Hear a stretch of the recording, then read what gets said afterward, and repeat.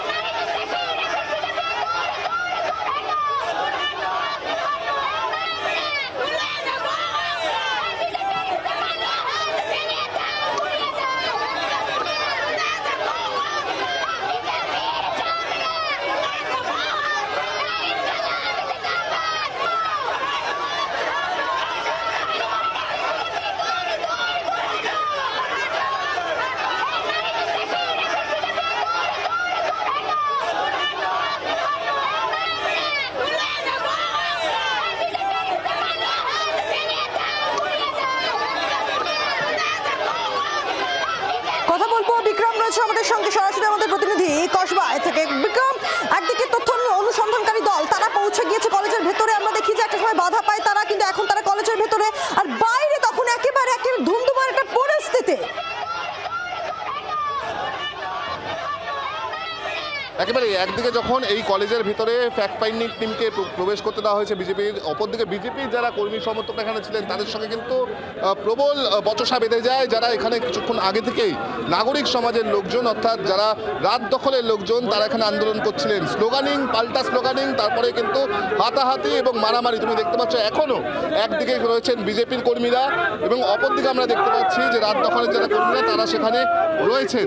এবং যেটা রাত দখলের কর্মীদের বক্তব্য যে একদিকে যেরকম তারা এই প্রতিবাদ, এই আন্দোলন করছেন, একদিকে এই ছাত্রী তার যে সঙ্গে যে ঘটনা ঘটেছে তার যেরকম প্রতিবাদ করা হচ্ছে, তার সঙ্গে সঙ্গে কার্তিক মহারাজের বিরুদ্ধে যে অভিযোগ উঠেছে তারও তারা প্রতিবাদ করছে, উন্নাও হাতরাসে যা ঘটনা ঘটেছে তারও তারা প্রতিবাদ করছে। এবং এই ধরনের স্লোগানিং যখন চলতে শুরু করে তখনই কিন্তু বিজেপি কর্মীরা কার্যত এগিয়ে যায় যেদিকে এই অবস্থান চলছিল, এবং বিপক্ষের মধ্যে প্রবল হাতাহাতি শুরু হয়ে যায়, ভাঙচুর করা হয়, অর্থাৎ যে সমস্ত মাইক বা রিক্সা নিয়ে আসা হয়েছিল সেগুলোকে ভাঙচুর করা হয়। এবং আমরা দেখতে পাচ্ছি পুলিশ তারা কিন্তু চেষ্টা করছে মাঝখানে থেকে পরিস্থিতি সামাল দেওয়ার। এবার পুলিশের সঙ্গে কার্যত বিজেপি কর্মী সমর্থক তাদের কিন্তু বচসা বেঁধে যাচ্ছে।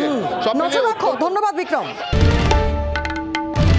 বাংলার আওয়াজ, বাঙালির আবেগ, জি 24 ঘন্টা।